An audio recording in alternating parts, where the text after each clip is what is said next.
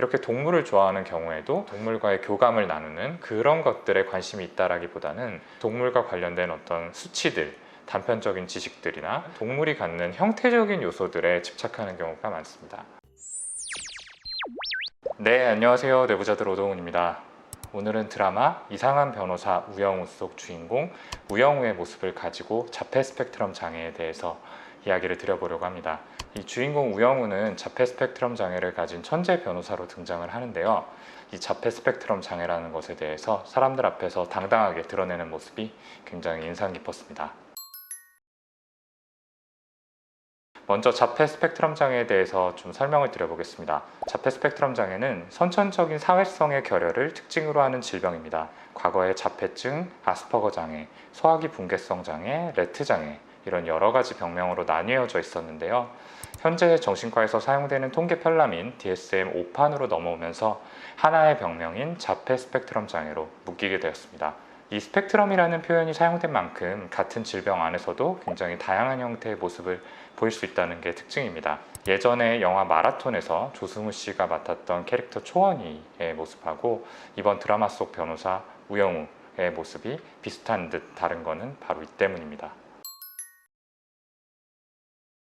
먼저 자폐 스펙트럼 장애를 진단할 때 크게 봐야 할 두 가지 축이 있다는 사실을 알고 계시면 좋을 것 같습니다. 하나는 사회적 의사소통의 장애이고요. 하나는 제한된 관심사와 의미 없이 반복되는 행동인 상동행동의 존재입니다. 이 두 가지 계통의 증상이 모두 존재를 해야지만 자폐 스펙트럼 장애를 진단을 할 수 있어요. 네, 이러한 증상들이 드라마 안에서 잘 드러나 있는데 장면을 보면서 이야기를 드려보도록 하겠습니다. 아빠 봐야지. 어? 아빠 봐봐. 영호가 지금 5살인데 아직 말을 못한다고 하셨죠? 자폐성 장애인 것 같습니다. 예? 자, 손해는 어떻게 나뉘지? 정명석 변호사님은 변호사 생활을 그렇게 오래 하셨는데 손해가 어떻게 나뉘는지도 모르셨습니까? 몰라서 물어보는 게 아니고 가르치려고 물어보는 거예요. 그렇습니까?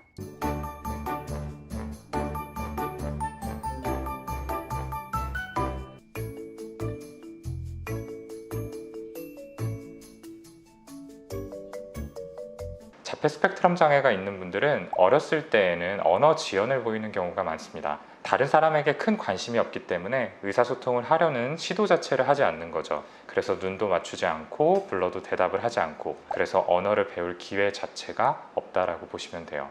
그런데 주인공 우영우는 자폐 중에서도 고기능 자폐로 분류가 되게 됩니다. 이 고기능 자폐라는 게 정식 진단명은 아니지만 지능 수준이 정상 혹은 그 이상으로 잘 발달되어 있는 환자들을 저희가 고기능 자폐라고 부르게 돼요. 이런 분들은 대개는 시간이 지나면서 언어 기능 자체는 어느 정도 정상적으로 발달이 되게 됩니다. 말하는 문장을 텍스트로 받아 적고 나면은 특별히 이상이 없다. 이게 바로 지금 여기서 말한 어느 정도 정상적이다라는 의미라고 생각해 주시면 될 텐데요. 그런데 이때 문제가 되는 거는 바로 대화에 들어가 있는 비언어적 요소들입니다. 표정이라든지 몸짓이라든지 목소리의 크기, 톤 조절 이런 것들이 여기에 해당이 되게 되죠. 보통 저희가 모노토너스 하다라고 표현을 하는데요. 말할 때 높낮이가 없이 좀 일정하거나 아니면 보통 분들이 듣기에 다소 어색하게 움직이는 그런 톤을 보이는 경우들이 있습니다. 그리고 표정이나 몸짓도 상황에 맞게 자연스럽게 보이지 못하게 되죠. 드라마 속에서 표정을 상황에 맞게 짓는 연습을 하는 장면이 있었죠. 그리고 문을 두드리고 들어갈 때 몇 초를 세고 들어간다든지 이런 것들은 아마 자연스럽게 되지 않기 때문에 이 우영우를 사랑하는 아빠가 부단하게 교육을 시킨 결과일 거라고 추측이 됩니다. 영우는 이거를 학습은 잘 했지만 사회적인 어떤 유연성이 떨어지기 때문에 이 상황에 맞게 조금씩 변형시키기는 어려운 거죠. 그래서 어떤 상황이든 비슷하게 움직이는 다소 로봇 같은 모습을 보이게 되는 겁니다. 이야기를 할 때 상대방의 의도를 잘 캐치하지 못하는 모습도 이 영역의 장애에 속합니다. 질문을 던지는 시니어 변호사한테 지금 그 개념을 몰라서 물으셨습니까? 라고 되묻는 경우가 있었죠. 사실은 이 시니어 변호사가 이제 주니어들에게 티칭을 하는 과정에서 던진 질문임에도 불구하고 의도를 정확히 캐치하지 못하는 거죠. 그리고 사무실 직원이 여기에 무슨 일로 오셨어요? 라는 뜻을 담은 어떻게 오셨어요? 라는 질문에 대해서 지하철 타고 왔습니다 라는 식으로 대답을 하는 게 바로 상대방의 의도를 정확히 맥락에 맞게 읽지 못하는 모습에 해당이 되겠습니다. 하지만 번고래는 평생 동안 어미로부터 독립하지 않고 함께 다닙니다. 인간의 기준대로라면 번고래는 모두 마마보이 마마걸. 야 우영우, 준호 씨랑 둘이서 따로 나눈다는 얘기가 이거였냐? 우리가 심해에 대해 아는 것보다 달의 뒷면에 대해 아는 것이 더 많다. 대왕고래가 새끼를 낳는 장면을 본 사람이 아직까지 아무도 없다는 사실만 봐도 그렇습니다. 바다는 너무나 크고 또 깊어서 고래들의 비밀을 굳게 지켜주고 있는 겁니다. 제 이름은 똑바로 읽어도 거꾸로 읽어도 우영우입니다. 기러기 토마토 스위스 인도인 별똥별 우영우. 역삼요? 남의 말 따라하지 말고 엉뚱한 소리 하지 말고 너무 솔직하게 말하지 말고 반향어 자제. 엉뚱한 소리 및 솔직함 금지. 특히 고래 얘기하지 마. 두 번째 영역은 제한된 관심사와 상동행동의 존재인데요. 이 자폐 스펙트럼 장애를 가진 분들은 관심사가 다양하지 않고 한두 가지에 꽂혀 계신 경우가 많습니다. 다른 사람들하고 관계를 맺는 거에는 큰 관심이 없는 반면에 기계라든지 사물, 활자 같은 어떤 비사회적인 대상물에 주로 관심을 가지게 되는데요. 예를 들면은 엘리베이터의 버튼이라든지 자동차 모형의 바퀴, 그리고 바람이 나오는 공기청정기, 알파벳의 특정한 글자, 이런 것들이 보통 자폐 스펙트럼 장애를 가진 아이들이 꽂혀 있는 대상물로 존재를 하는 경우가 많이 있습니다. 이런 것들을 보면은 몇 시간 동안이나 계속해서 빠져들어서 들여다보는 식으로 행동을 하게 됩니다. 영우처럼 특정 동물에 관심을 갖는 경우도 분명히 존재를 하는데요. 모두가 그런 건 아니지만 이렇게 동물을 좋아하는 경우에도 흔히 우리가 생각하는 어떤 동물과의 교감을 나누는 그런 것들에 관심이 있다라기보다는 동물과 관련된 어떤 수치들, 단편적인 지식들이나 아니면 동물이 갖는 형태적인 요소들에 집착하는 경우가 많습니다. 말하자면은 이 동물이라는 존재도 우리가 흔히 생각하기에는 관계를 맺을 수 있는 사회적 대상물이지만 자폐 스펙트럼 장애를 가진 분들에게는 비사회적 대상물의 일종으로 보여지는 거죠. 물론 영우가 이 고래라는 존재에 대해서 어떤 감정을 가지고 있는지는 정확하게 알 수는 없습니다. 또 하나의 특징은 바로 상동행동인데요. 이 상동행동이란 별다른 의미를 담지 않고 있는 반복적인 행동 혹은 언어를 의미합니다.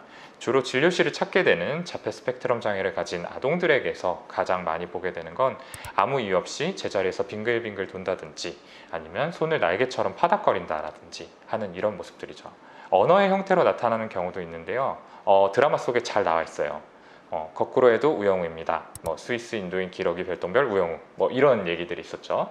이런 부분들이 바로 이제 언어의 형태로 나타나는 상동행동에 포함이 된다, 이렇게 볼 수 있을 것 같아요. 그리고 또 다른 대표적인 상동행동이 바로 반향어인데요. 이 드라마 속에서 영우가 반복적으로 반향어라는 단어를 사용하죠. 반향어란 상대방의 말을 했던 그대로 따라하는 걸 의미를 하는 겁니다. 그래서 상대방이 밥 먹었어? 라고 물어보면은 우리는 통상적으로 응 먹었어, 아니 아직이야 라고 대답을 하지만 이 자폐 스펙트럼 장애를 가진 분들은 밥 먹었어? 라고 똑같이 되풀이를 하게 되는 거죠. 이 반향어 중에서도 즉각적으로 상대방의 말을 따라하는 경우도 있고 상대가 이전에 했던 말을 기억했다가 이야기하는 경우도 있습니다.